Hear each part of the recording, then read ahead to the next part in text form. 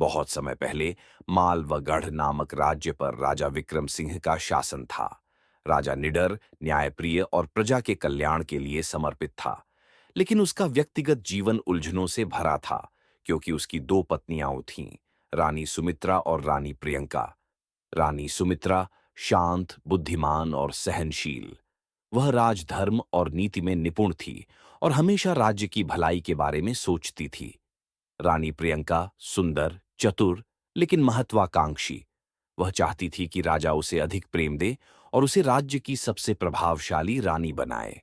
शुरुआत में दोनों रानियां एक दूसरे का सम्मान करती थीं, लेकिन धीरे धीरे प्रियंका के मन में ईर्ष्या जन्म लेने लगी। वह चाहती थी कि राजा केवल उसी को अधिक महत्व दे और उसे मुख्य रानी घोषित कर दे। प्रियंका ने राजा के कान भरने शुरू कर दिए। महाराज, रानी सुमित्रा केवल अपने हितों की चिंता करती हैं। वे चाहती हैं कि राज्य के सारे निर्णय वही लें। यदि आप उन्हें अधिक शक्ति देंगे, तो वह आपको भी नियंत्रित करेंगी। धीरे धीरे राजा सुमित्रा से दूर होने लगा, लेकिन सुमित्रा ने कभी शिकायत नहीं की, क्योंकि वह जानती थी कि राजा को सच्चाई का एहसास एक दिन अवश्य होगा। राज्य पर संकट और सच्चाई का पता एक दिन पड़ोसी राज्य कौशलपुर ने मालवगढ़ पर आक्रमण कर दिया। राजा को युद्ध पर जाना पड़ा। जाने से पहले उसने दोनों रानियों को आदेश दिया कि वे मिलकर राजमहल और राज्य का ध्यान रखें। सुमित्रा ने पूरे प्रशासन को संभाला, प्रजा को सुरक्षित किया और राज्य की रक्षा की योजना बनाई। लेकिन प्रियंका केवल अपने आराम और विलासिता में लिप्त रही। कुछ दिनों बाद युद्ध में राजा घायल हो गया और शत्रु सेना महल की ओर बढ़ने लगी। तभी रानी सुमित्रा ने युद्ध का मोर्चा संभालने का निर्णय लिया। उसने न केवल रणनीति बनाई, बल्कि खुद युद्ध भूमि में उतरकर राजा और राज्य की रक्षा की। प्रियंका भयभीत थी। उसने छिपने की कोशिश की, लेकिन राजा ने देख लिया कि जब राज्य पर संकट था, तब कौन उसके साथ खड़ा था और कौन केवल अपनी सुरक्षा चाहता था। युद्ध समाप्त हुआ और मालवगढ़ विजयी हुआ। राजा को अब समझ आ चुका था कि सच्ची पत्नी वह होती है जो कठिन समय में भी साथ खड़ी रहे। राजमहल में लौटने के बाद राजा ने दरबार में घोषणा की, सच्ची रानी वह होती है जो न केवल अपने सुख के बारे में सोचे, बल्कि पूरे राज्य की भलाई के लिए कार्य करे। रानी सुमित्रा ने यह सिद्ध कर दिया है कि वह न केवल मेरी पत्नी, बल्कि मेरी सच्ची जीवन संगिनी और राज्य की असली संरक्षिका है। राजा ने प्रियंका को कोई दंड नहीं दिया, लेकिन उसे अब पहले जैसा सम्मान भी नहीं दिया गया।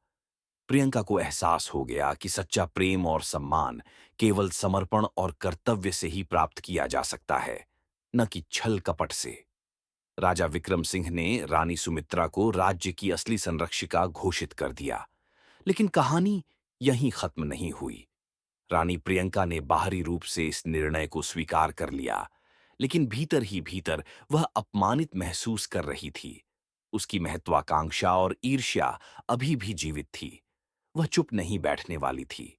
उसने राजा को दोबारा जीतने और रानी सुमित्रा को नीचा दिखाने की योजना बनाई। प्रियंका ने अपने पिता, जो पड़ोसी राज्य के राजा थे, से मदद मांगी। उसने उन्हें विश्वास दिलाया कि यदि राजा विक्रम सिंह को कमजोर कर दिया जाए, तो माल व गढ़ पर नियंत्रण पाना आसान हो जाएगा। उसके पिता ने एक योजना बनाई। राजा को नीचा दिखाने के लिए सबसे अच्छा तरीका है कि हम राज्य में फूट डाल दें। उन्होंने अपने गुप्तचरों को भेजकर मालवगढ़ में यह अफवाहें फैलानी शुरू कर दीं। राजा विक्रम सिंह अब कमजोर हो गए हैं और सुमित्रा राज्य को अकेले चला रही है। राजमहल में दो रानियों के बीच मतभेद बढ़ रहे हैं, जिससे राज्य अस्थिर हो सकता है।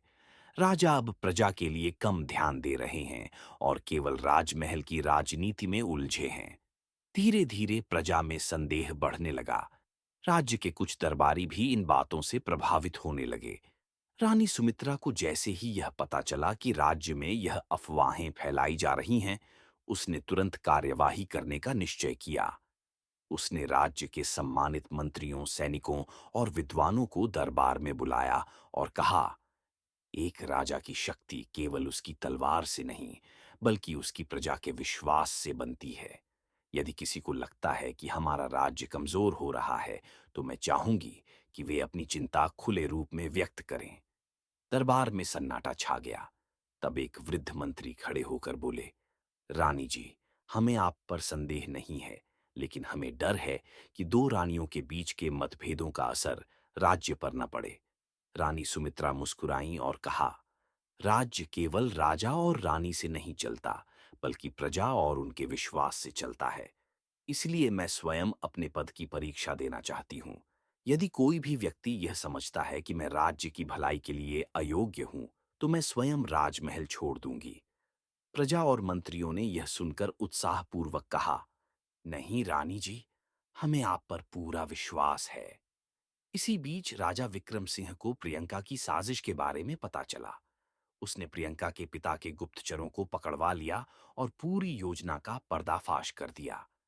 राजा ने प्रियंका को दरबार में बुलाकर कहा, राज्य की सबसे बड़ी शक्ति उसकी एकता होती है। जो भी इस शक्ति को तोड़ने की कोशिश करता है, वह न केवल राजा का, बल्कि पूरे राज्य का शत्रु होता है। प्रियंका अपनी गलती पर पछताने लगी। उसने राजा और रानी सुमित्रा से माफी मांगी और कहा, मुझे मेरी गलती का एहसास हो गया है। मैं केवल राजा का प्रेम चाहती थी, लेकिन मुझे समझ नहीं आया कि सच्चा प्रेम छल कपट से नहीं, बल्कि समर्पण से प्राप्त होता है। राजा विक्रम सिंह ने प्रियंका को दंड नहीं दिया, लेकिन उसे यह आदेश दिया कि वह राजमहल की राजनीति से दूर रहकर केवल प्रजा की सेवा करेगी। प्रियंका ने इसे स्वीकार कर लिया और धीरे धीरे उसने भी सच्चे मन से अपने कर्तव्यों को निभाना शुरू किया। समय बीतने के साथ राजा, रानी, सुमित्रा और प्रियंका के बीच का मतभेद समाप्त हो गया। राज्य और भी समृद्ध हो गया, क्योंकि अब तीनों मिलकर राज्य की सेवा कर रहे थे। राजा विक्रम सिंह, रानी सुमित्रा और रानी प्रियंका के बीच शांति स्थापित हो चुकी थी। प्रियंका ने अपनी भूल स्वीकार कर ली थी और अब वह पूरी निष्ठा से राज्य और प्रजा की सेवा में लगी थी। लेकिन नियति अभी एक अंतिम परीक्षा लेने वाली थी। एक ऐसी परीक्षा जो यह तय करेगी कि कौन राजा का सच्चा सहायक है और कौन केवल स्वयं के स्वार्थ में लिप्त था। एक दिन राजा विक्रम सिंह अपने सैनिकों के साथ जंगल में शिकार के लिए गए, लेकिन शाम तक जब वे वापस नहीं लौटे, तो राजमहल में चिंता फैल गई। एक संदेशवाहक भागते हुए आया और उसने सूचना दी, राजा का काफिला घने जंगल में लुटेरों द्वारा घेर लिया गया है। राजा लापता हैं और उनके कुछ सैनिकों को बंदी बना लिया गया है। राजमहल में हलचल मच गई। राज्य के मंत्री भी घबरा गए। अब सबसे बड़ा प्रश्न था, राजमहल की बागडोर कौन संभालेगा और राजा को बचाने के लिए क्या किया जाए। जैसे ही यह समाचार मिला, रानी सुमित्रा ने तुरंत सेना को इकट्ठा करने का निर्णय लिया। उसने सेनापति से कहा, राजा का जीवन संकट में है और हम यहां बैठे नहीं रह सकते। हमें तुरंत सेना लेकर जंगल में जाना होगा। वहीं दूसरी ओर रानी प्रियंका अंदर ही अंदर डर गई। वह सोचने लगी, अगर राजा नहीं रहे तो मेरी स्थिति क्या होगी। मुझे पहले अपनी सुरक्षा के बारे में सोचना चाहिए। इसलिए उसने राज्य के मंत्रियों से कहा, हमारे पास राजा की कोई ठोस खबर नहीं है। हो सकता है कि वह वापस ना आए। ऐसे में हमें जल्दबाजी नहीं करनी चाहिए। पहले यह सुनिश्चित करना होगा कि महल और राज्य सुरक्षित रहे। यह सुनकर दरबारी असमंजस में पड़ गए। रानी सुमित्रा ने प्रियंका की बात सुनी और दृढ़ता से कहा, राजा की सुरक्षा राज्य की सबसे बड़ी प्राथमिकता होनी चाहिए। अगर हम राजा को छोड़ देंगे तो यह पूरे राज्य के साथ विश्वासघात होगा। लेकिन प्रियंका अब भी संदेह में थी। वह किसी भी खतरे में पड़ना नहीं चाहती थी। अंततः सुमित्रा ने स्वयं राज्य की सेना का नेतृत्व किया और जंगल की ओर कूच कर गई। उसने सैनिकों के साथ रणनीति बनाई और लुटेरों की गुफा को ढूंढ निकाला। रानी सुमित्रा ने अपने साहस और बुद्धिमत्ता से राजा को मुक्त करा लिया। राजा ने जब देखा कि सुमित्रा अपनी जान की परवाह किए बिना उन्हें बचाने आई थी, तो उसकी आंखों में गर्व और प्रेम भर आया। राजमहल लौटने के बाद प्रियंका को अपनी गलती का एहसास हुआ। उसने राजा के सामने सिर झुकाकर कहा, मुझे क्षमा करें महाराज। मैंने फिर से केवल अपने स्वार्थ के बारे में सोचा। सुमित्रा सच्ची महारानी है, क्योंकि वह न केवल आपके लिए बल्कि पूरे राज्य के लिए त्याग करने को तैयार थी। राजा ने गंभीर स्वर में कहा, प्रियंका, सच्चा नेतृत्व और प्रेम केवल सुख के समय नहीं, बल्कि संकट के समय पर खा जाता है। तुम्हें अब यह समझना होगा कि सच्ची शक्ति निडरता और निस्वार्थता में होती है। प्रियंका ने अपनी भूल स्वीकार कर ली और शपथ ली कि आगे से वह भी निस्वार्थ भाव से अपने कर्तव्य निभाएगी। इस घटना के बाद राजा विक्रम सिंह ने रानी सुमित्रा को राज्य की प्रमुख रानी घोषित कर दिया और उसे प्रशासनिक कार्यों की पूरी जिम्मेदारी सौंपी। रानी प्रियंका ने भी विनम्रता से अपनी भूमिका स्वीकार कर ली और प्रजा की सेवा में लग गई। अब मालवगढ़ में स्थायी शांति और समृद्धि स्थापित हो चुकी थी, क्योंकि सच्चे प्रेम, त्याग और निष्ठा की जीत हुई थी। राजा विक्रम सिंह, रानी सुमित्रा और रानी प्रियंका के बीच अब संतुलन स्थापित हो चुका था।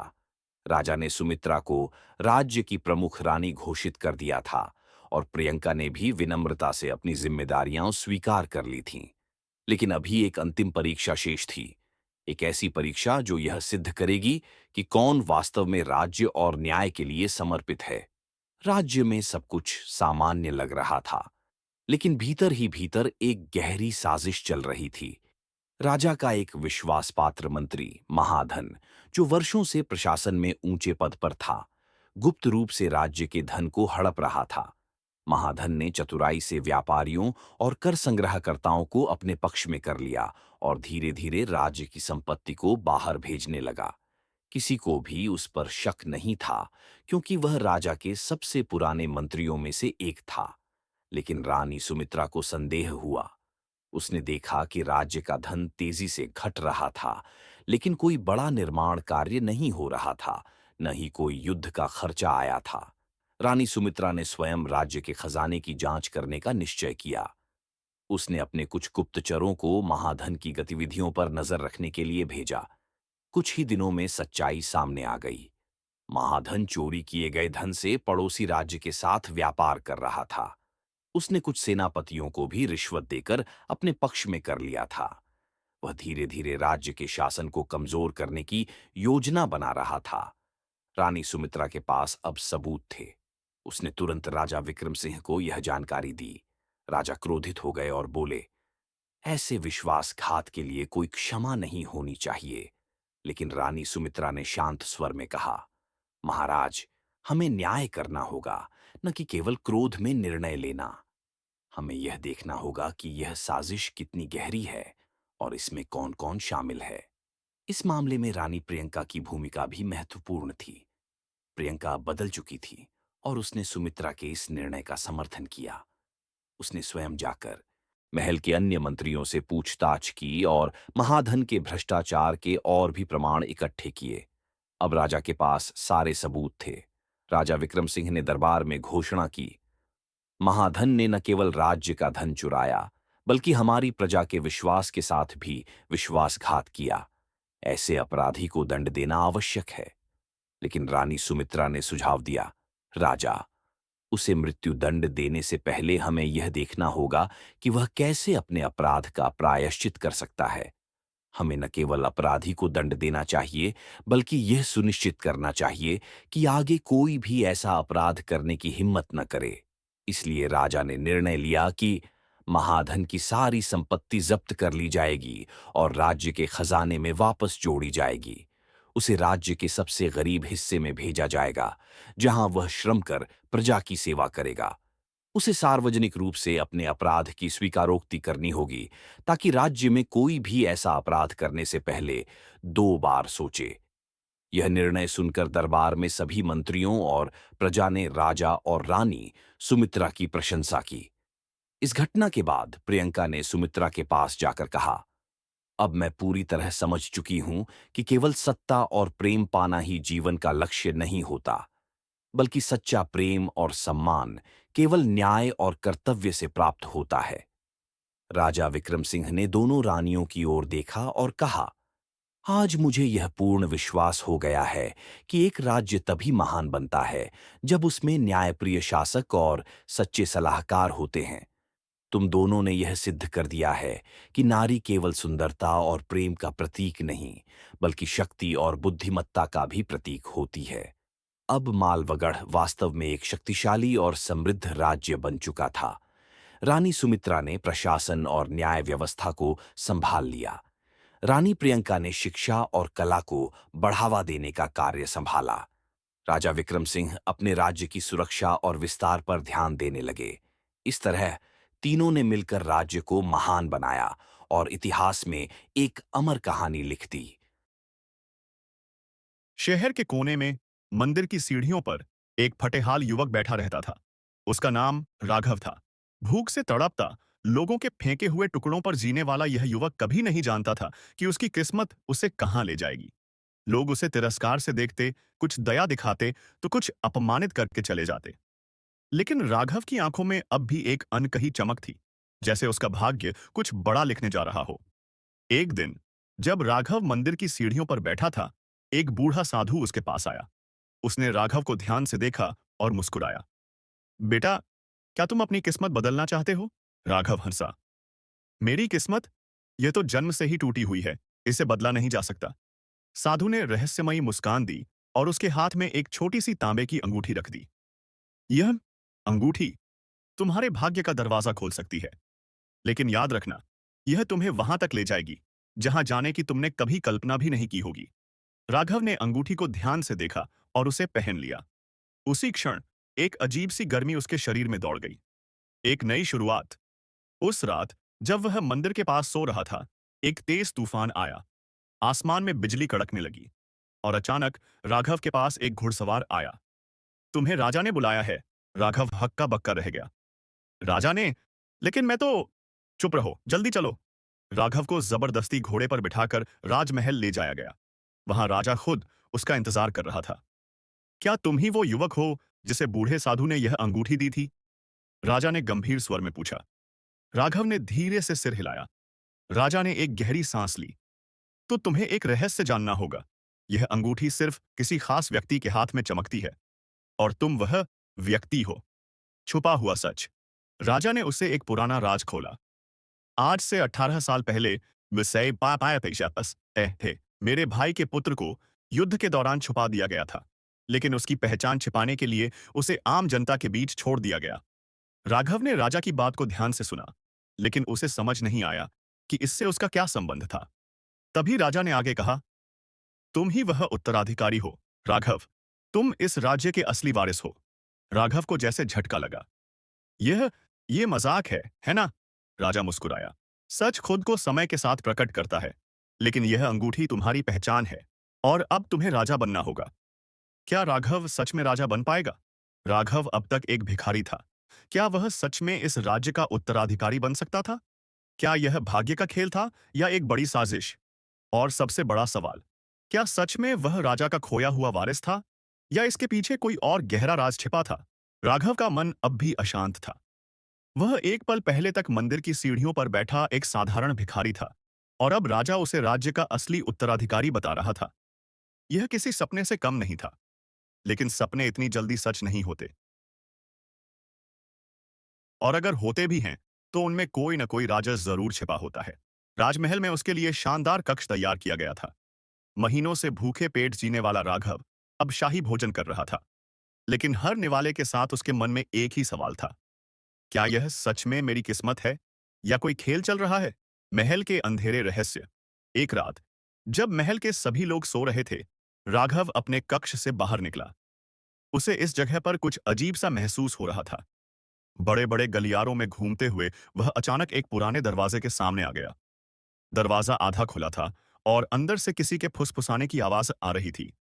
राजा को यकीन हो गया है कि वह असली वारिस है। हमें जल्द से जल्द उसे रास्ते से हटाना होगा। राघव का दिल तेजी से धड़कने लगा। यह लोग कौन थे और उसे रास्ते से हटाने की बात क्यों कर रहे थे? वह धीरे धीरे दरवाजे के पास गया और अंदर झांकने लगा। वहां दो आदमी खड़े थे, एक सेनापति जैसा दिखने वाला व्यक्ति और दूसरा एक दरबारी। अगर उसे सच का पता चल गया तो हमारी सालों की योजना बर्बाद हो जाएगी, दरबारी ने कहा। हमें उसे खत्म करना होगा। सेनापति की आवाज में क्रूरता थी। राघव को समझ नहीं आया कि यह लोग किस बारे में बात कर रहे थे, लेकिन एक बात तय थी, महल में कुछ बहुत बड़ा राज छिपा था। सच का पर्दाफाश। राघव को नींद नहीं आई। अगली सुबह उसने सीधे राजा के पास जाने का फैसला किया। महाराज, मुझे आपसे कुछ जरूरी बात करनी है, उसने गहरी आवाज में कहा। राजा ने सिर उठाया। क्या हुआ पुत्र? क्या आपको पूरा यकीन है कि मैं ही इस राज्य का असली उत्तराधिकारी हूं? राजा ने कुछ पल चुप रहकर उसे देखा। फिर उसने गहरी सांस ली। राघव, तुम्हारे मन में यह संदेह क्यों आया? राघव ने राजा को पिछली रात सुनी हुई बात बताई। राजा का चेहरा गंभीर हो गया। अगर यह सच है, तो महल में कोई गद्दार है। हमें जल्द से जल्द पता लगाना होगा कि यह साजिश कौन कर रहा है। एक अजीब घटना। उसी रात राघव अपने कक्ष में था जब अचानक खिड़की से एक तीर अंदर आया। तीर के साथ एक कागज बंधा हुआ था। उसने कांपते हाथों से कागज खोला। महल के लोग तुम्हें राजा बना रहे हैं, लेकिन क्या तुमने कभी सोचा कि अगर असली उत्तराधिकारी तुम नहीं हुए, तो असली राजा कहां है? राघव का खून जम गया। अगर वह असली वारिस नहीं था, तो असली राजा कौन था? क्या यह सच में राघव का भाग्य था या किसी और की चाल? क्या राघव सच में सही उत्तराधिकारी था या यह किसी और की चाल थी जिसे वह समझ नहीं पा रहा था? अगर राघव असली राजा नहीं था, तो सच्चा राजा कहां था? असली राजा कौन? राघव की उंगलियां कांप रही थीं। तीर के साथ आए उस कागज के शब्द उसके दिमाग में गूंज रहे थे। अगर असली उत्तराधिकारी तुम नहीं हुए, तो असली राजा कहां है? क्या इसका मतलब यह था कि उसे जानबूझकर एक झूठ में फंसाया गया था? या यह किसी का षड्यंत्र था? राघव को अब यकीन हो गया था कि महल में कुछ गहरा राज छुपा है। अगर वह असली राजा नहीं था, तो असली राजा कौन था? और सबसे बड़ा सवाल, उसे हटाने की योजना कौन बना रहा था? गुप्त सुरंगों का रहस्य। अगली रात राघव चुपके से महल के उसी पुराने दरवाजे के पास पहुंचा, जहां उसने पहले दो लोगों की बात सुनी थी। इस बार वह दरवाजा थोड़ा और खुला था, लेकिन वहां कोई नहीं था। राघव अंदर गया। यह एक पुराना धूल भरा कमरा था, लेकिन वहां एक और दरवाजा था, काफी छोटा और लकड़ी से बना हुआ। उसने दरवाजे को धक्का दिया। अचानक एक अंधेरी सुरंग उसके सामने खुल गई। राघव का दिल तेजी से धड़कने लगा। क्या यह सुरंग महल के किसी और गुप्त हिस्से में जाती है? उसने खुद से कहा। बिना कुछ सोचे वह अंदर चला गया। सच्चाई का सामना। सुरंग लंबी और ठंडी थी। अंदर सिर्फ मशालों की हल्की रोशनी थी। चलते चलते उसे एक और बड़ा कमरा दिखा। वह जब उस कमरे में पहुंचा, तो उसकी सांसें थम गईं। वहां एक आदमी लोहे की जंजीरों में जकड़ा हुआ बैठा था। राघव ने पास जाकर उसकी ओर देखा। वह लगभग उसकी ही उम्र का था, लेकिन उसके चेहरे पर घाव थे, बाल बिखरे हुए थे और आंखों में गहरी थकान थी। तुम तुम कौन हो? राघव ने कांपती आवाज में पूछा। कैदी ने धीरे से सिर उठाया। मैं इस राज्य का असली उत्तराधिकारी हूं। धोखा या सच्चाई? राघव को एक झटका लगा। क्या? कैदी ने गहरी सांस ली। मुझे बचपन में अगवा कर लिया गया था। एक गद्दार ने मुझे यहां बंद कर दिया और राज्य को अपने काबू में लेने की योजना बनाई। लेकिन अब उन्होंने तुम्हें राजा बनाने के लिए चुना है। राघव का सिर घूम गया। अगर ये आदमी सच कह रहा था, तो क्या राघव को एक मोहरा बनाया गया था? लेकिन अगर यह झूठ था, तो यह आदमी कौन था? अब क्या करेगा राघव? राघव अब दौराहे पर खड़ा था। अगर वह इस कैदी को बाहर निकालता, तो उसे महल के दुश्मन मार सकते थे। लेकिन अगर उसने इसे यहीं छोड़ दिया, तो शायद वह खुद भी किसी झूठ में फंसा रह जाएगा। सच क्या था? कौन सही था? कौन झूठ बोल रहा था? और सबसे बड़ा सवाल, अगर असली राजा यही था, तो क्या राघव को खत्म करने की साजिश शुरू हो चुकी थी? राजा का असली उत्तराधिकारी, धोखा या सच? राघव के हाथ पैर ठंडे पड़ने लगे। उसके सामने बैठा कैदी दावा कर रहा था कि वही असली उत्तराधिकारी है। लेकिन क्या यह सच था, या फिर यह भी किसी गहरी साजिश का हिस्सा था? कैदी की आंखों में कोई चालाकी नहीं थी, बल्कि सिर्फ गहरी वेदना और वर्षों की पीड़ा थी। अगर तुम सच कह रहे हो, राघव ने धीरे से कहा, तो फिर मुझे क्यों चुना गया? मुझे क्यों राजा बनाया जा रहा है? कैदी कड़वी हंसी हंसा। क्योंकि वे चाहते हैं कि असली राजा कभी सामने ना आए। वे तुम्हें मोहरे की तरह इस्तेमाल कर रहे हैं। एक नकली राजा बनाकर असली उत्तराधिकारी को हमेशा के लिए अंधेरे में दफना देना चाहते हैं। राघव के मन में शक का बादल और घना हो गया। क्या वह पूरे समय एक चाल में फंसा था? महल के गद्दार कौन? राघव को अपने अंदर एक अजीब सा गुस्सा महसूस हुआ। अगर यह सच था, तो महल में उसके साथ कितना बड़ा खेल खेला जा रहा था। लेकिन सवाल यह था, गद्दार कौन था? वह राजा जिसने उसे उत्तराधिकारी बताया, या वे दरबारी जो उसे खत्म करने की साजिश रच रहे थे, या फिर कहीं यह कैदी ही तो झूठ नहीं बोल रहा था? राघव के मन में उथल-पुथल मच गई। अगर मैं तुम्हारी मदद करूं, उसने धीरे से कहा, तो मुझे क्या मिलेगा? कैदी ने उसकी आंखों में देखा। सच? राघव ने गहरी सांस ली। लेकिन क्या वह सच जानने के लिए तैयार था? राजमहल की चालें। राघव ने तय किया कि वह इस रहस्य से पर्दा हटाकर रहेगा। लेकिन जैसे ही वह सुरंग से बाहर निकलने लगा, उसे दूर से किसी की आहट सुनाई दी। कोई आ रहा था। राघव जल्दी से छिप गया। दो परछाइयां दरवाजे के पास रुकीं। हमें उसे जल्द से जल्द खत्म करना होगा, पहली आवाज आई। अगर उसे असली राजा का पता चल गया, तो हमारी वर्षों की मेहनत बर्बाद हो जाएगी। दूसरी आवाज गूंजी। राघव के रोंगटे खड़े हो गए। अब उसे पूरा यकीन हो गया था। महल में गद्दार थे और वे उसे मारना चाहते थे। लेकिन वह अब चुप नहीं रहेगा। अब क्या करेगा राघव? क्या वह असली राजा को बचाकर सच्चाई सामने लाएगा, या फिर खुद भी गद्दारों के जाल में फंस जाएगा? और सबसे बड़ा सवाल, राजमहल का असली गद्दार कौन है? धोखा, साजिश और असली राजा की खोज। राघव अंधेरे में खड़ा था। उसकी सांसें तेज चल रही थीं। महल में गद्दार थे और वे उसे मारना चाहते थे। अब सवाल यह था कि वह क्या करे। अगर वह सीधा राजा के पास जाता, तो हो सकता था कि राजा खुद इस साजिश का हिस्सा हो। अगर वह कुछ गलत कदम उठाता, तो उसकी जान भी जा सकती थी। लेकिन अगर वह कुछ नहीं करता, तो यह राज्य हमेशा के लिए गद्दारों के हाथ में चला जाता। उसने कैदी की तरफ देखा, जिसकी आंखों में उम्मीद की रोशनी चमक रही थी। क्या तुम वाकई में इस राज्य के असली उत्तराधिकारी हो? राघव ने ठंडी आवाज में पूछा। कैदी ने बिना झिझके जवाब दिया, हाँ, और यही वजह है कि मुझे यहां कैद किया गया। अगर तुम मेरी मदद करोगे, तो मैं तुम्हें सच्चाई तक पहुंचा सकता हूं। राघव ने गहरी सांस ली। उसे यकीन नहीं था कि वह किस पर भरोसा करे, लेकिन अब वह इस खेल में पीछे नहीं हट सकता था। महल का सबसे बड़ा रहस्य। राघव ने तय किया कि वह पहले खुद सच्चाई की तह तक जाएगा। उसने कैदी से कहा, मैं अभी तुम्हें नहीं निकाल सकता, वरना वे हम दोनों को मार डालेंगे। लेकिन मैं इसका हल निकालूंगा। राघव सुरंग से बाहर निकला और सीधे राजा के पास गया। महाराज, मुझे आपसे अकेले में बात करनी है, उसने दृढ़ स्वर में कहा।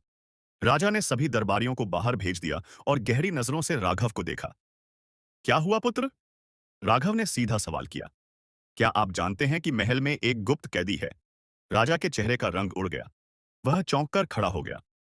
"त- तुम क्या कह रहे हो? राघव अब पूरी तरह से सतर्क था। राजा के चेहरे पर चिंता और डर दोनों दिख रहे थे। यह साफ था कि राजा कुछ छुपा रहा था। मुझे सब सच बताइए महाराज। अगर आप मेरे पिता समान हैं, तो कृपया मुझसे झूठ मत बोलिए। राजा ने गहरी सांस ली। उसने इधर उधर देखा, जैसे सुनिश्चित करना चाहता हो कि कोई उनकी बात न सुन रहा हो। फिर उसने धीरे से कहा, अगर तुम्हें सच्चाई जाननी है, तो कल आधी रात को राजमहल के पुराने पुस्तकालय में आना। राघव का दिल जोर से धड़कने लगा। आखिर ऐसा क्या था जो राजा सबसे छुपा रहे थे? आधी रात का रहस्य। आधी रात होते ही राघव चुपचाप महल के पुराने पुस्तकालय में पहुंचा। वहां अंधेरा था, सिर्फ एक पुरानी मशाल की रोशनी जल रही थी। लेकिन जैसे ही वह अंदर घुसा और सने दे गए, उसके पैरों तले जमीन खिसक गई। राजा जमीन पर पड़े हुए थे। उनकी छाती से खून बह रहा था। राघव भागकर उनके पास गया। महाराज, ये किसने किया? राजा की आंखें कमजोर हो रही थीं, लेकिन उन्होंने कांपते होठों से कुछ कहा। गद्दार महल के अंदर ही है। असली राजा को बचाओ। और फिर राजा की सांसें रुक गईं। राघव सदमे में था। राजा की हत्या कर दी गई थी और अब अगला निशाना वह खुद था। अब क्या करेगा राघव? क्या वह असली राजा को बचाने में सफल होगा? गद्दार कौन था जिसने राजा की हत्या कर दी? और सबसे बड़ा सवाल, अब राघव के लिए आगे क्या रास्ता बचा था? साजिश की गहराई, राजा की मौत और असली गद्दार का खेल। राघव घुटनों के बल बैठा, राजा की लाइफलेस बॉडी के पास। चारों तरफ सन्नाटा था, लेकिन उसके मन में एक तूफान उठ रहा था। महल के सबसे शक्तिशाली व्यक्ति की हत्या हो चुकी थी और उसने मरने से पहले सिर्फ एक बात कही थी, गद्दार महल के अंदर है, असली राजा को बचाओ। इसका मतलब साफ था। राजमहल के अंदर कोई ऐसा था जो पूरे राज्य को अपनी मुट्ठी में करना चाहता था। लेकिन कौन? राघव को लगा कि अब वह खुद भी खतरे में है। अगर राजा को मार दिया गया था, तो अगला निशाना वह हो सकता था अंश ऑर्डिनरी था। उसे जल्द से जल्द असली राजा को बचाना था और यह जानना था कि इस साजिश के पीछे कौन था। भागने की योजना। राघव को अब पता था कि अगर वह ज्यादा देर रुका, तो उसे भी मरवा दिया जाएगा। वह जल्दबाजी में महल के गुप्त मार्ग से होते हुए उस अंधेरी सुरंग तक पहुंचा, जहां असली उत्तराधिकारी कैद था। कैदी ने जैसे ही राघव को आते देखा, उसकी आंखों में उम्मीद जाग उठी। क्या हुआ? उसने पूछा। राजा की हत्या हो चुकी है, राघव ने जल्दी से कहा। अब यहां रुकने का समय नहीं है, हमें निकलना होगा। कैदी ने झट से अपने हाथों की जंजीरों की ओर इशारा किया। अगर तुम सच में मेरी मदद करना चाहते हो, तो पहले मुझे इनसे आजाद करो। राघव ने चारों तरफ देखा। उसे एक टूटी हुई तलवार का टुकड़ा मिला। उसने पूरी ताकत से जंजीरों को तोड़ने की कोशिश की। कुछ ही मिनटों में जंजीरें टूट गईं और कैदी आजाद हो गया। सही हो गया। अब हमें महल से बाहर निकलना होगा, लेकिन चुपचाप। गद्दार का चेहरा सामने आया। दोनों सुरंग से बाहर निकल ही रहे थे कि अचानक पीछे से आवाज आई, के पास आई। तुम्हें लगा कि तुम बच निकलोगे? राघव और कैदी तेजी से घूमे। सामने महल का सबसे ताकतवर सेनापति खड़ा था और उसके साथ राजा का सबसे खास दरबारी। तो आखिर तुम ही हो गद्दार, राघव गुस्से से चीखा। सेनापति हंसा। अगर तुम सोचते हो कि यह सब अचानक हुआ, तो तुम कितने मूर्ख हो। यह योजना तो बरसों से बन रही थी। लेकिन राजा को क्यों मारा? राघव ने पूछा। उसकी मुट्ठियां भींच गईं, क्योंकि राजा को सच का पता चल चुका था। सेनापति की आंखों में एक शैतानी चमक थी। और अब तुम्हें भी मरना होगा। जीवन और मृत्यु की लड़ाई। राघव और कैदी को अब साफ दिख रहा था। अगर वे यहां रुके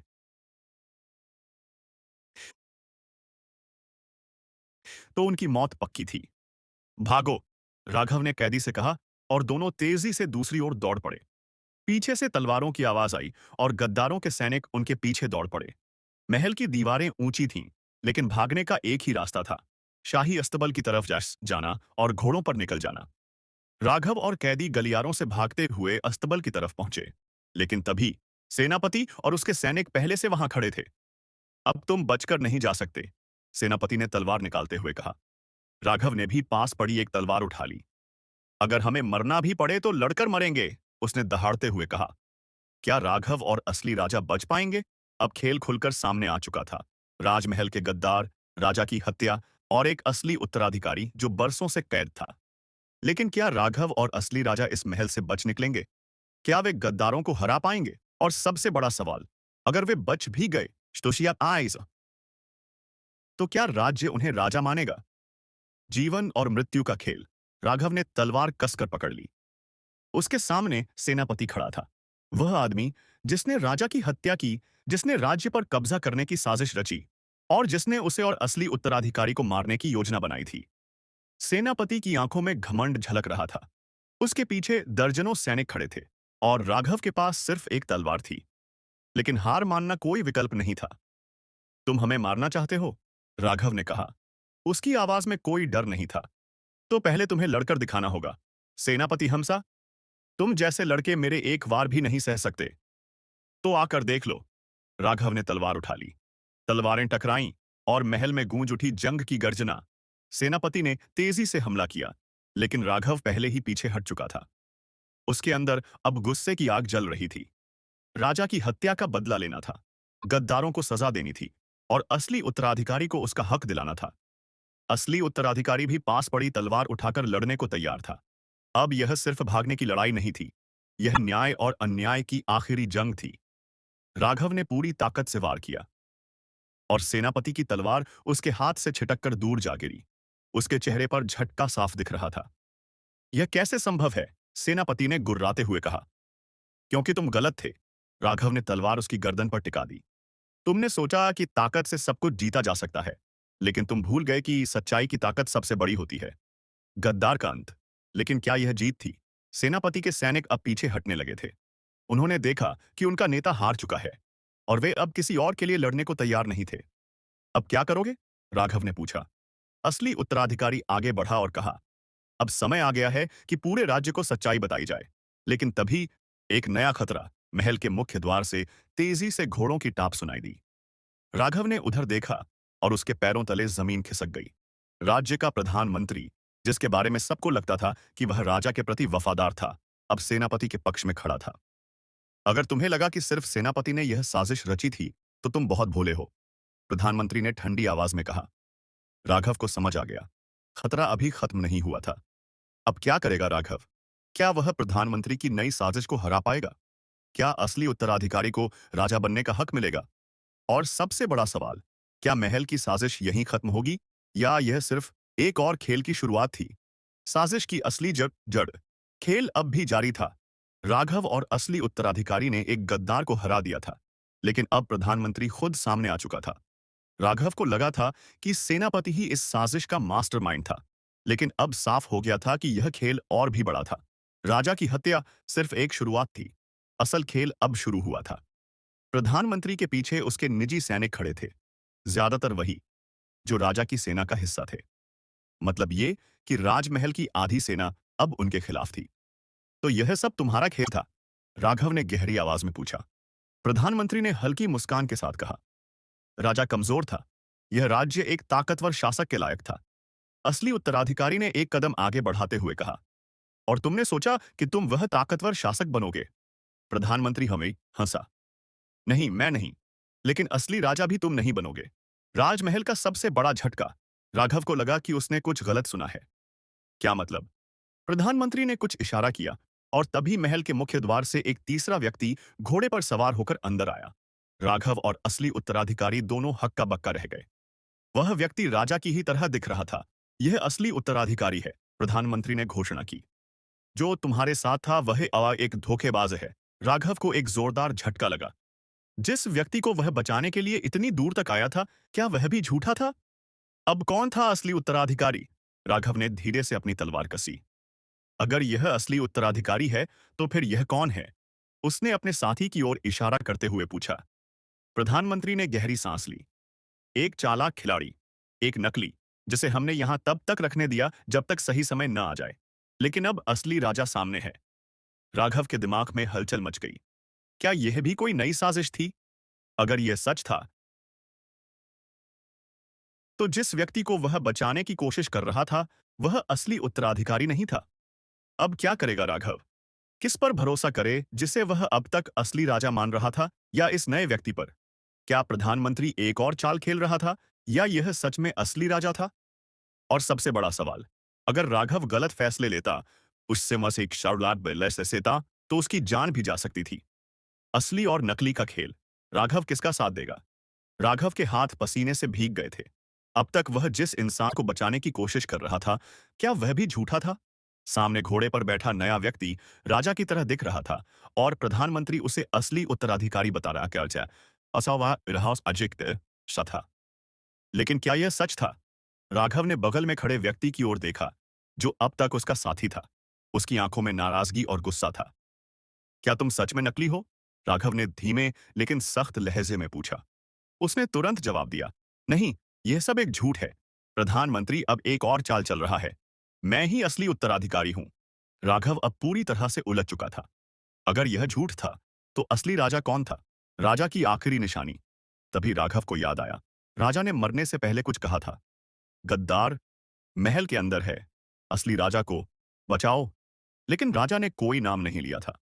राघव को लगा कि अब सिर्फ दिमाग से काम लेना होगा। वह सीधे प्रधानमंत्री की आंखों में घूरते हुए बोला, अगर यह असली उत्तराधिकारी है, तो इसे कोई ऐसी चीज बताने दो जो सिर्फ राजा और उसका बेटा जान सकता हो।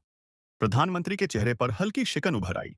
सामने खड़ा नया उत्तराधिकारी थोड़ा घबराया, लेकिन फिर बोला, महल के गुप्त खजाने का दरवाजा एक अनोखी कुंजी से खुलता है, जिसे सिर्फ राजा और उसका बेटा जानते हैं। राघव ने ध्यान से सुना, फिर नकली कहे जा रहे व्यक्ति की तरफ देखा। और तुम क्या जानते हो? वह एक पल के लिए चुप रहा। फिर उसने धीरे से कहा, खजाने की चाबी तो एक बहाना है। असली पहचान यह है कि राजा हमेशा अपनी तलवार के दस्ते के अंदर एक सीक्रेट मैसेज छुपाकर रखते थे, जो सिर्फ तस राजा और उनका उत्तराधिकारी ही खोल सकता था। राघव के दिमाग में घंटी बजी। यह बात सिर्फ राजा और उनका बेटा ही जान सकते थे। प्रधानमंत्री की साजिश। बेनकाब। राघव तुरंत समझ गया, प्रधानमंत्री झूठ बोल रहा था। तुम झूठे हो, राघव गरजा। तुमने महल पर कब्जा करने के लिए एक नकली उत्तराधिकारी तैयार किया, ताकि असली उत्तराधिकारी को हमेशा के लिए खत्म किया जा सके। प्रधानमंत्री का चेहरा गुस्से से लाल हो गया। उसने हाथ उठाया और सैनिकों को आदेश दिया, इन्हें मार दो। फैसले की घड़ी, युद्ध का आगाज। अब कोई और रास्ता नहीं बचा था। राघव ने अपनी तलवार निकाल ली। असली उत्तराधिकारी भी लड़ने को तैयार था। सैनिक तेजी से उन पर टूट पड़े। तलवारें टकराने लगीं, खून बहने लगा, और महल का आंगन युद्ध के मैदान में बदल गया। राघव पूरी ताकत से लड़ रहा था, लेकिन दुश्मन ज्यादा थे। तभी महल का मुख्य द्वार जोर से खुला, और एक पूरी सेना अंदर आ गई। लेकिन यह सेना किसकी थी? क्या यह गद्दार प्रधानमंत्री की सेना थी, जो राघव और असली राजा को खत्म करने आई थी? या फिर यह कोई ऐसा था जो सच में उन्हें बचाने आया था? और सबसे बड़ा सवाल, क्या राघव और असली उत्तराधिकारी इस युद्ध को जीत पाएंगे? या यह उनका आखिरी युद्ध होगा? युद्ध का निर्णायक मोड़। दो सेनाओं की टक्कर। राघव और असली उत्तराधिकारी सैनिकों से घिरे हुए थे। तलवारों की चमक और टकराने की आवाजें पूरे महल में गूंज रही थीं।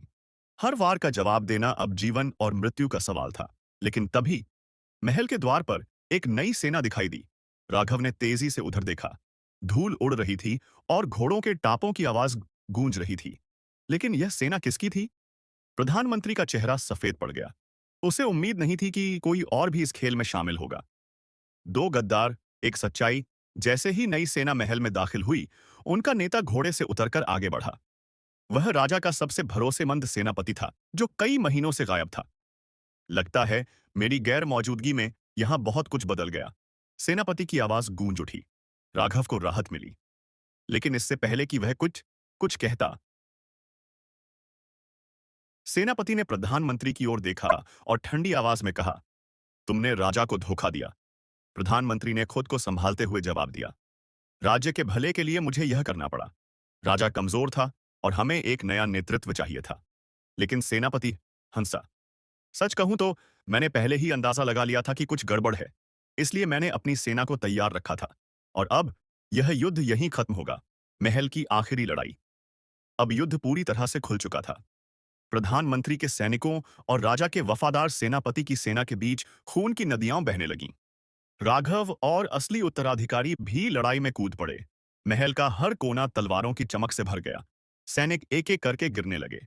प्रधानमंत्री अब समझ चुका था कि अगर वह रुका उमाई वायन तो मारा जाएगा। वह तेजी से महल के पिछले द्वार की ओर भागा। लेकिन राघव ने उसे देख लिया। कहीं नहीं भाग सकते। राघव गरजा और उसके पीछे दौड़ा। प्रधानमंत्री का अंत। लेकिन खेल खत्म नहीं हुआ था। प्रधानमंत्री ने तेजी से एक घोड़ा उठाया और भागने की कोशिश की। लेकिन राघव ने अपना भाला उसकी तरफ फेंका। भाला सीधे प्रधानमंत्री की पीठ में जा धंसा। वह दर्द से चीखते हुए घोड़े से नीचे गिर पड़ा। राघव उसके पास पहुंचा। प्रधानमंत्री ने खून से लथपथ हाथों से उसकी ओर देखा और फुसफुसाया, तुम जीत गए, लेकिन यह लड़ाई यहीं खत्म नहीं होगी। और फिर उसकी आंखें हमेशा के लिए बंद हो गईं। क्या राज्य को नया राजा मिल गया? लड़ाई खत्म हो चुकी थी। महल फिर से शांत हो गया। असली उत्तराधिकारी सिंहासन के सामने खड़ा था। राजा की मौत के बाद अब उसे ही राज्य चलाना था। लेकिन तभी एक आखिरी रहस्य। महल के पुराने ग्रंथों से एक दस्तावेज निकाला गया। उस दस्तावेज में जो लिखा था, उसने सबको चौंका दिया। असली राजा का उत्तराधिकारी सिर्फ वही बनेगा जिसकी रगों में सच्चा शाही खून बहेगा। राघव को यह पढ़कर अजीब सा महसूस हुआ। उसने असली उत्तराधिकारी की तरफ देखा। लेकिन तब अचानक कुछ ऐसा हुआ जिससे सबके होश उड़ गए। क्या राघव ही असली उत्तराधिकारी था? राजा की पुरानी तलवार के दस्ते में एक कागज छुपा हुआ था। जब वह खोला गया तो उसमें लिखा था, अगर कभी सच्चाई पर संदेह हो तो उत्तराधिकारी की पहचान महल के गुप्त कक्ष में छुपे शाही निशान से होगी। सब लोग उस गुप्त कक्ष की ओर बढ़े। वहां पहुंचकर दीवार पर बनी एक अनोखी आकृति दिखाई दी। और जब राघव ने उसे छुआ तो दीवार में उसकी उंगलियों के निशान पूरी तरह से फिट हो गए। महल में सन्नाटा छा गया। असली उत्तराधिकारी हक्का बक्का रह गया। क्या इसका मतलब था कि राघव ही असली राजा था? सच का सामना। क्या राघव ही असली राजा था? महल के गुप्त कक्ष में गूंजती चुप्पी सब कुछ बयां कर रही थी। राघव की उंगलियां पूरी तरह से शाही निशान पर फिट हो चुकी थीं। इसका मतलब था कि या तो यह कोई संयोग था या फिर वह ही असली राजा था। असली समझे जा रहे उत्तराधिकारी के चेहरे का रंग उड़ चुका था। यह असंभव है। मैं ही राजा का बेटा हूं, वह हकलाते हुए बोला। लेकिन सेनापति, जिसने अभी अभी युद्ध जीतने में मदद की थी, आगे आया और गहरी आवाज में बोला, नहीं, शायद हमें बचपन से ही एक गलत कहानी सुनाई गई थी। छुपा हुआ सच। राघव का अतीत क्या था? महल के पुराने अभिलेखों को खंगाला गया। कई दस्तावेज जले हुए मिले, मानो किसी ने सच को छुपाने की पूरी कोशिश की हो। लेकिन फिर एक दस्तावेज मिला जिस पर अब तक किसी ने ध्यान नहीं दिया था। राजा का एक गुप्त उत्तराधिकारी था जिसे दुश्मनों से बचाने के लिए जन्म के बाद ही कहीं दूर भेज दिया गया था। राघव का दिमाग चकरा गया। क्या यह दस्तावेज उसी के बारे में था? अगर यह सच है, तो सेनापति ने कहा, जिसे अब तक उत्तराधिकारी समझा जा रहा था, वह असल में राजा का नहीं, बल्कि प्रधानमंत्री का बेटा हो सकता है। महल में मचा तूफान, सच्चाई या नई साजिश, अब पूरा महल हिल चुका था। उत्तराधिकारी समझे जा रहे युवक ने तुरंत विरोध किया। यह सब झूठ है। प्रधानमंत्री ने भले ही गद्दारी की हो, लेकिन मैं उसका बेटा नहीं हूं। राघव खुद भी उलझन में था। अगर वह असली राजा था, तो फिर उसे अब तक यह क्यों नहीं बताया गया? लेकिन फिर एक बूढ़ी दासी सामने आई। उसकी आंखों में आंसू थे। अब समय आ गया है कि मैं सच बताऊं, उसने कांपती आवाज में कहा। दासी का राज, राघव कौन था? सालों पहले राजा को पता चला कि महल में गद्दारी हो सकती है। उन्होंने अपनी रानी से कहा कि बच्चे को तुरंत सुरक्षित जगह पर भेज दिया जाए। लेकिन गद्दारों ने भी चाल चली। उन्होंने असली उत्तराधिकारियों को बदल दिया। सबकी सांसें थम गईं। असल में असली राजा का बेटा वह था जिसे महल से बाहर भेज दिया गया था। अब सबकी नजरें राघव पर टिक गईं। तुम ही असली उत्तराधिकारी हो, राघव। क्या राघव राजा बनने को तैयार था? राघव का दिमाग सुन्न पड़ गया। उसने अपना पूरा जीवन एक आम व्यक्ति के रूप में जिया था। अब अचानक वह राजा बन सकता था। लेकिन क्या वह तैयार था? महल के लोग उसके घुटनों में झुक गए, उसे राजा मानने के लिए। लेकिन राघव ने अपनी तलवार जमीन में गाड़ दी और कहा, अगर मैं सच में राजा हूं, तो मैं खुद यह तय करूंगा कि इस राज्य के लिए क्या सही है। लेकिन कहानी यहीं खत्म नहीं हुई थी। महल के कोने से एक साया चुपचाप सब देख रहा था।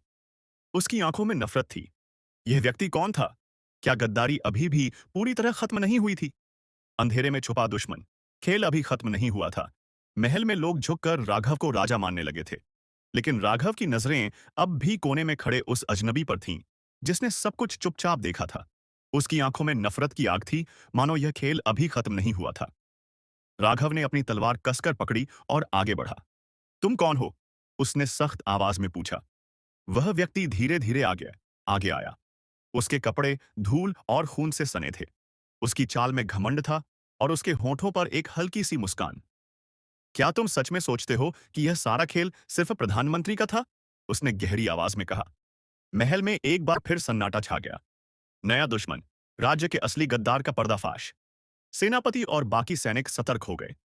राघव ने तलवार उसकी गर्दन के पास रखते हुए कहा, साफ साफ बताओ। वह व्यक्ति ठहाका मारकर हंसा। राजा को मारने की योजना प्रधानमंत्री की नहीं थी।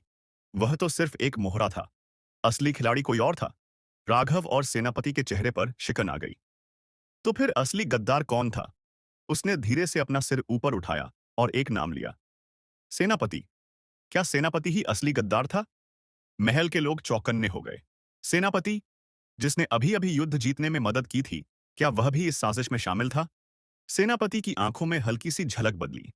उसने आगे बढ़कर कहा, तुम झूठ बोल रहे हो। लेकिन वह व्यक्ति मुस्कुराया। सच तो यह है कि राजा की हत्या सिर्फ सत्ता के लिए नहीं की गई थी। यह एक पुराने बदले की आग थी। एक ऐसा बदला जो सालों से लिया नहीं गया था। राघव की आंखें संकीर्ण हो गईं। पुरानी दुश्मनी, राजा का काला इतिहास। वह व्यक्ति आगे बढ़ा और कहा, राजा ने सालों पहले एक परिवार को नष्ट कर दिया था। वह परिवार कोई और नहीं बल्कि मेरा था। महल में लोग फुसफुसाने लगे। तुम कौन हो? राघव ने पूछा। मैं उस शाही परिवार का आखिरी वारिस हूं, जिसे तुम्हारे पिता ने धोखा दिया था। और अब मैं इस राज्य को तुम्हें नहीं सौंपने वाला। एक और युद्ध की शुरुआत। राघव को महसूस हुआ कि यह लड़ाई अभी खत्म नहीं हुई थी। शाही इतिहास में कुछ ऐसा था जिसे अब तक छुपाया गया था। अब सवाल यह था, क्या राघव इस राज्य का असली उत्तराधिकारी था, या वह भी बस एक और मोहरा था इस सत्ता के खेल में? राज्य के अंधेरे रहस्य। राघव के सामने एक नई चुनौती।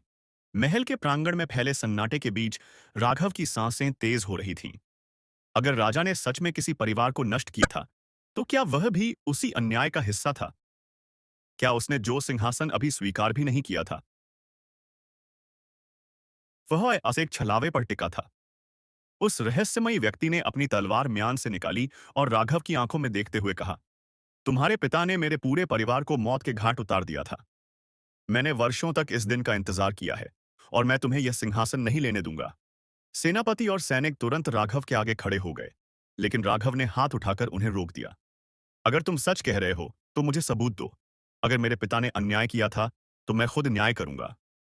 पुराना दस्तावेज। क्या राजा सच में गुनहगार था? उस व्यक्ति ने अपनी जेब से एक पुराना, पीला पड़ चुका कागज निकाला और राघव के सामने फेंक दिया।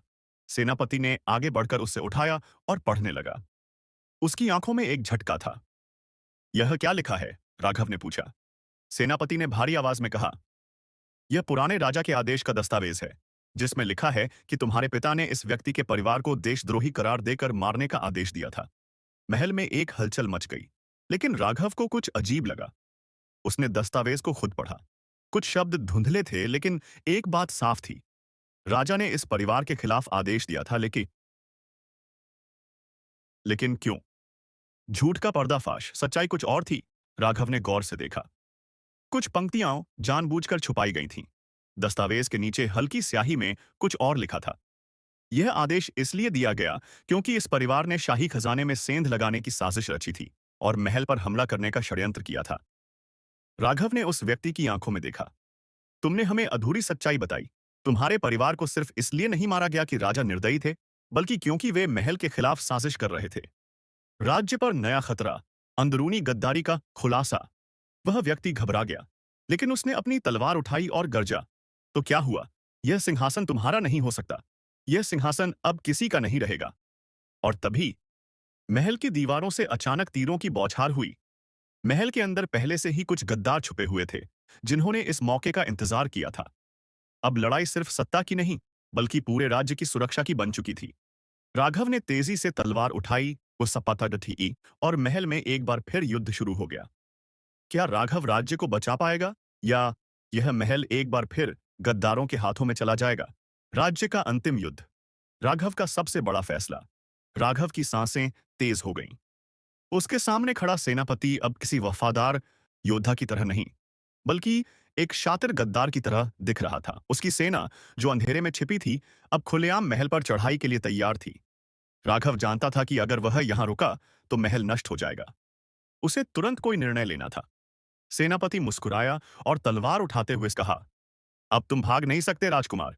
या तो तुम मेरी सेना में शामिल हो जाओ, या फिर यहीं मारे जाओ। राघव ने अपनी तलवार कसकर पकड़ी। राजा कभी अपने लोगों से विश्वासघात नहीं करता। अगर यह राज्य मेरे खून से बच सकता है, तो मैं लड़ूंगा। एक अकेले योद्धा की लड़ाई। क्या राघव के पास कोई योजना थी? राघव जानता था कि वह सेनापति की पूरी सेना से अकेले नहीं लड़ सकता, लेकिन उसे महल को सतर्क करने के लिए किसी भी तरह वापस पहुंचना था। तभी उस बीस से नहीं हुआ क्या तभी उसकी नजर सुरंग की दीवारों पर गई। वहां एक जली हुई मशाल और कुछ लकड़ी के ढेर रखे थे। अगर वह इस सुरंग को जला देता तो सुसे मुक्वाल पावे तक से पदे पफता, तो पूरी सेना के बाहर निकलने का रास्ता बंद हो जाता। सेनापति ने उसकी आंखों में चमक देख ली और गुर्राया, कोई चाल मत चलना।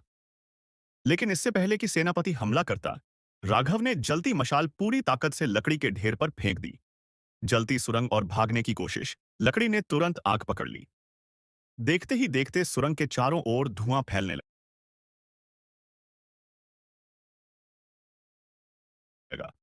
सैनिकों में भगदड़ मच गई।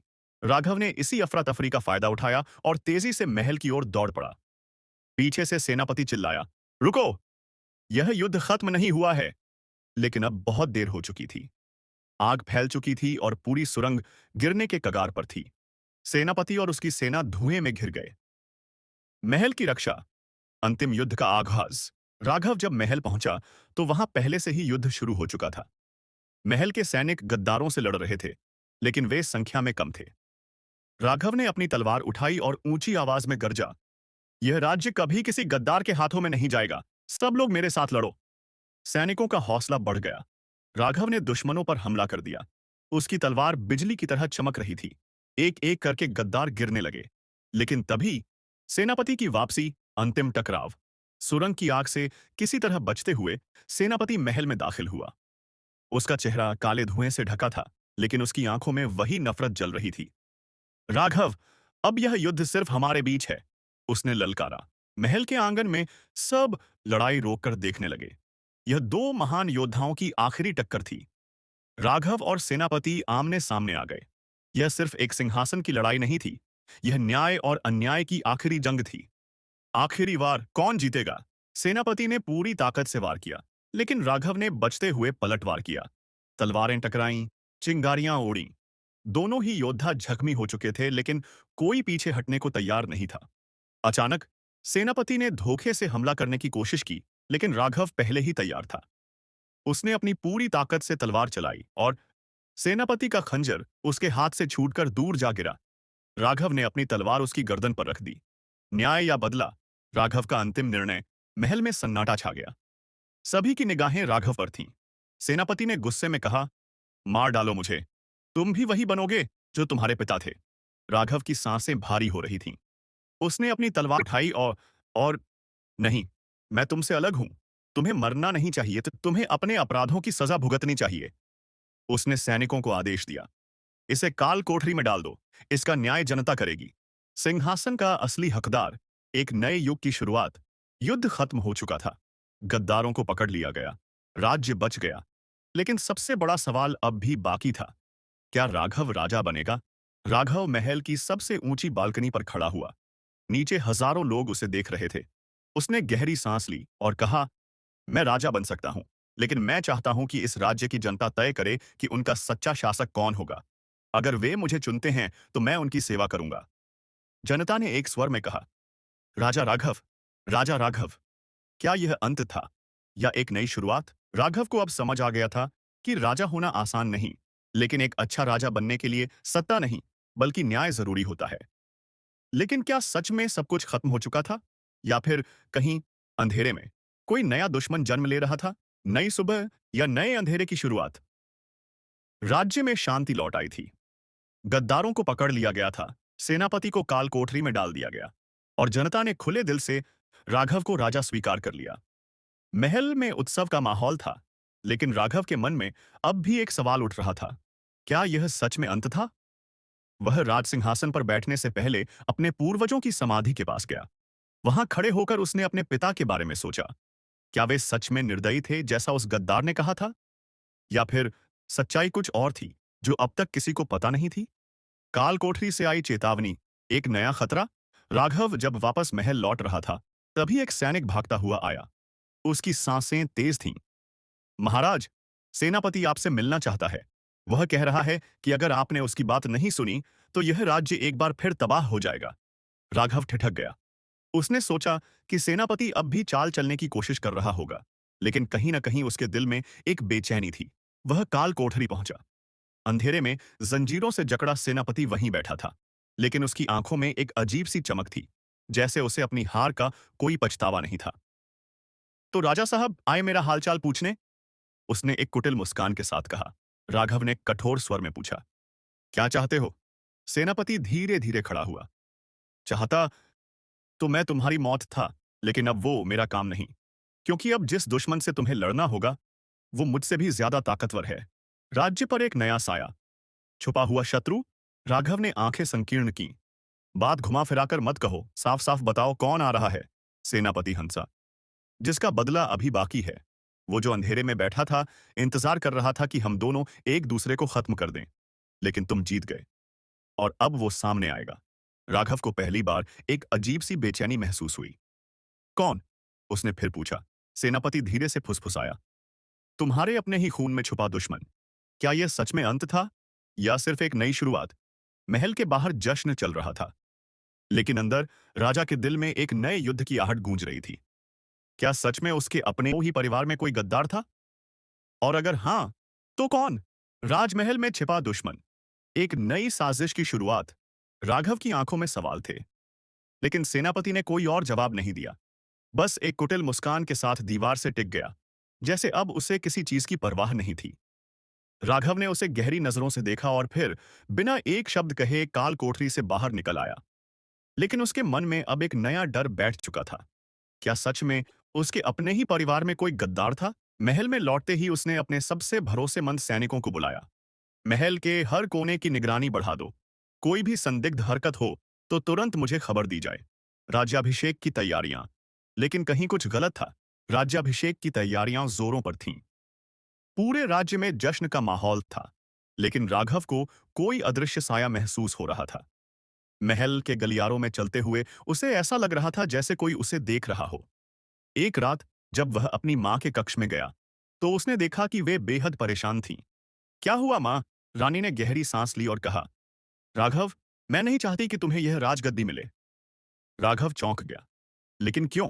रानी ने दरवाजे की ओर देखा और फिर धीरे से कहा, क्योंकि जिस गद्दी के लिए तुम्हारे पिता की जान गई, उसके पीछे एक ऐसा सच छुपा है जिसे जानकर तुम कभी चैन से नहीं बैठ पाओगे। रानी का रहस्य। क्या राजा की हत्या के पीछे कोई और था? राघव सन्न रह गया। आप क्या कहना चाह रही हैं? ये मां, रानी की आंखों में आंसू थे। तेरे पिता को युद्ध में दुश्मनों ने नहीं मारा था, राघव। उन्हें महल के ही किसी अपने ने धोखा दिया था। राघव के हाथ मुट्ठियों में बदल गए। कौन था वो? रानी ने सिर झुका लिया। मैं नहीं जानती, लेकिन मुझे हमेशा शक रहा कि यह महल के अंदर का ही कोई व्यक्ति था। तेरे पिता कुछ दिनों से परेशान थे, जैसे उन्हें किसी बात की भनक लग गई थी। और फिर एक रात वे गए और कभी वापस नहीं आए। गुप्त दस्तावेज, सबूत छिपे थे। राघव के दिमाग में अब एक ही सवाल था। अगर पिता को महल के अंदर से किसी ने मारा था, तो क्या कोई सबूत बचा होगा? उसने तुरंत महल की पुरानी तिजोरी की जांच करवाने का फैसला किया। लेकिन जब सैनिक वहां पहुंचे तो तिजोरी पहले ही खाली हो चुकी थी। कोई पहले से खेल खेल रहा था। हाँ वे पे, पर कौन? राघव को अब यकीन हो गया था। राज्य पर कोई बहुत बड़ी साजिश रची जा रही थी और उसके राज्याभिषेक से पहले कोई चाहता था कि सच हमेशा के लिए दफन हो जाए। लेकिन सवाल यह था, क्या वह समय रहते असली गद्दार को पकड़ पाएगा? महल के अंदर छुपा रहस्य, राजा की हत्या की सच्चाई। राघव का दिमाग तेजी से चल रहा था। तिजोरी से दस्तावेज गायब हो चुके थे, लेकिन यह काम कोई बाहरी दुश्मन नहीं कर सकता था। महल के अंदर ही कोई ऐसा था जो नहीं चाहता था कि यह राज खुल सके। उस रात राघव सो नहीं सका। वह बार बार उन घटनाओं को याद कर रहा था जो अब तक हुई थीं। सेनापति की गद्दारी, रानी मां की चेतावनी और अब गायब हुए दस्तावेज। वह जानता था कि अगर जल्द ही सच्चाई नहीं खोजी गई, तो शायद उसे भी अपने पिता की तरह हमेशा के लिए खत्म कर दिया जाएगा। अगली सुबह उसने अपने सबसे भरोसेमंद सलाहकार, महामंत्री वासुदेव को बुलाया। महामंत्री, क्या मेरे पिता की मौत की रात कुछ अजीब हुआ था? वासुदेव ने थोड़ी देर सोचा, फिर धीरे से कहा, एक बात थी महाराज, लेकिन यह किसी को नहीं बताई गई थी। राघव चौकन्ना हो गया। क्या? वासुदेव ने धीरे से कहा, राजा की हत्या से एक दिन पहले राजमहल में एक अजनबी को देखा गया था। कोई नहीं जानता था कि वह कौन था, लेकिन राजा उससे मिलने गए थे और उसके बाद कभी वापस नहीं लौटे। अजनबी कौन था? क्या वह असली हत्यारा था? राघव का मन बेचैन हो उठा। क्या किसी ने उस अजनबी को पहचाना? वासुदेव ने सिर हिलाया। नहीं, लेकिन एक सेवक ने उसे जाते हुए देखा था। वह कहता है कि उस आदमी की कलाई पर एक अजीब निशान था, 3 तीरों का चिन्ह। राघव का दिल तेजी से धड़कने लगा। 3 तीरों का चिन्ह, यह कोई साधारण निशान नहीं था। यह एक गुप्त संगठन का प्रतीक था, जिसे दशकों पहले खत्म कर दिया गया था। यह संगठन सिर्फ एक मकसद से बना था, राजवंश को खत्म करना। नया खतरा। क्या राजा की हत्या सिर्फ शुरुआत थी? अब राघव को यकीन हो गया था कि उसके पिता की हत्या महज एक दुर्घटना नहीं थी। यह एक साजिश थी जिसे अभी तक किसी ने नहीं सुलझाया था। लेकिन क्या वह अब भी सुरक्षित था? उस रात जब राघव अवश्य अपने कक्ष में था, तो उसे लगा जैसे कोई उसे देख रहा हो। उसने झट से तलवार उठाई और दरवाजे की ओर बढ़ा, लेकिन वहां कोई नहीं था। पर जब वह मुड़ा, तो उसके तकिए के नीचे एक चिट्ठी रखी थी। उसके हाथ कांप गए जब उसने उसे खोला। उसमें सिर्फ 4 शब्द लिखे थे, सत्य मत खोजो राजा। राघव की सांसें तेज हो गईं। उसके हाथ में वह चिट्ठी थी, जिसके 4 शब्दों ने पूरे महल के सन्नाटे को और गहरा कर दिया था। सत्य मत खोजो राजा। यह साफ था कि कोई नहीं चाहता था कि वह अपने पिता की हत्या का सच जाने। लेकिन यह धमकी उसे और भी दृढ़ बना रही थी। अब उसे न सिर्फ अपने राज्य की रक्षा करनी थी, बल्कि यह भी पता लगाना था कि महल के भीतर छिपा हुआ गद्दार कौन है। राघव ने तुरंत अपने सबसे वफादार सैनिक अर्जुन को बुलाया। जिस किसी ने यह चिट्ठी यहां रखी, वह महल के अंदर ही है। हर दरवाजे, हर सुरंग की पहरेदारी बढ़ा दो। कोई भी संदिग्ध हरकत हो तो मुझे तुरंत खबर दो। अर्जुन ने सिर झुकाकर आदेश का पालन किया, लेकिन उसकी आंखों में भी चिंता थी। काल कोठरी में कैद सेनापति, क्या वह जानता था कुछ? राघव को अचानक याद आया। सेनापति ने पहले ही चेतावनी दी थी कि महल के भीतर कोई छिपा दुश्मन है। क्या वह यह सब पहले से जानता था? राजा बिना देरी किए काल कोठरी पहुंचा। इस बार सेनापति उसे देखकर मुस्कुराया नहीं। उसकी आंखों में कुछ और था। जैसे वह जानता हो कि राजा अब सच के बेहद करीब है। क्या हुआ महाराज? सेनापति ने ठंडी आवाज में कहा। क्या अब तुम्हें भी लगने लगा कि असली दुश्मन मैं नहीं हूं? राघव ने तलवार म्यान से निकालकर उसकी गर्दन के पास रख दी। किसे बचाने की कोशिश कर रहे हो? कौन है वो जिसने मेरे पिता की हत्या की? सेनापति ने एक गहरी सांस ली। तुम सच में जानना चाहते हो? राघव ने गुस्से से कहा। अगर तुम्हें जान बचानी है तो तुरंत सब कुछ बता दो। सेनापति ने हल्की हंसी के साथ कहा। अगर मैंने तुम्हें सच बता दिया तो इस महल में सबसे पहले मेरी नहीं, तुम्हारी जान जाएगी। महल का सबसे गहरा राज। क्या राघव सच सह सकेगा? राघव को अब और भी बेचैनी महसूस हो रही थी। लेकिन इससे पहले कि वह कुछ और पूछता, महल के बाहर शोर मचने लगा। सैनिक दौड़ते हुए आए और बोले, महाराज, महल के गुप्त कक्ष से एक लाश मिली है। राघव तेजी से वहां पहुंचा। यह महल का सबसे पुराना हिस्सा था, जहां राजा के पूर्वजों की यादगारें रखी जाती थीं। लेकिन आज वहां कुछ और ही था। एक बुजुर्ग सेवक की लाश जमीन पर पड़ी थी। उसके हाथ में एक कागज का टुकड़ा था। राघव ने कांपते हाथों से वह कागज उठाया। उस पर सिर्फ एक नाम लिखा था, वासुदेव। महामंत्री ही असली गद्दार? राघव को यकीन नहीं हुआ। वासुदेव? उसके पिता के सबसे पुराने सलाहकार? क्या यह सच हो सकता है? लेकिन इससे पहले कि वह कुछ समझ पाता, अचानक पीछे से किसी ने दरवाजा बंद कर दिया। राघव ने मुड़कर देखा। दरवाजे के दूसरी ओर से आवाज आई, सायद आई। अब बहुत देर हो चुकी है महाराज। धोखे का महल, क्या राजा की आखिरी रात थी? राघव के दिल की धड़कन तेज हो गई। दरवाजा बंद हो चुका था और बाहर से कोई भारी चीज लगा दी गई थी। अंदर घुप अंधेरा था। बस एक मशाल की हल्की रोशनी कांप रही थी। उसने तलवार कसकर पकड़ ली और दरवाजे की तरफ बरस बढ़ा। कौन है बाहर? राघव ने गरजती आवाज में पूछा। कोई हंसा। वह आवाज जानी पहचानी थी, वासुदेव। मुझे माफ करना महाराज। वासुदेव की आवाज बाहर से आई। लेकिन मुझे यह करना पड़ा। तुमने सच जानने की कोशिश की और अब तुम्हें इसके अंजाम का सामना करना पड़ेगा। राघव को जैसे यकीन नहीं हुआ। तुमने मेरे पिता को धोखा दिया? धोखा? वासुदेव ने ठंडी हंसी हंसी। नहीं महाराज, मैंने तो सिर्फ वह किया जो जरूरी था। तुम्हारे पिता के पास एक रहस्य था और उन्होंने उसे छुपाने की कोशिश की। लेकिन सच्चाई को दबाया नहीं जा सकता। और अब तुम्हारी भी बारी है। कमरे में मौत का जाल। क्या बच पाएगा राजा? राघव ने महसूस किया कि कमरे की दीवारों पर कुछ अजीब था। उसने मशाल उठाई और दीवारों को गौर से देखा। छोटे छोटे छेद। उसका दिल डूबने लगा। जहर? अगर यह वाकई राजा की आखिरी रात है तो मुझे पछतावा नहीं होगा। लेकिन मैं इतनी आसानी से नहीं मरने वाला। राघव ने दांत भींचते हुए कहा। महल की गुप्त सुरंग, आखिरी उम्मीद,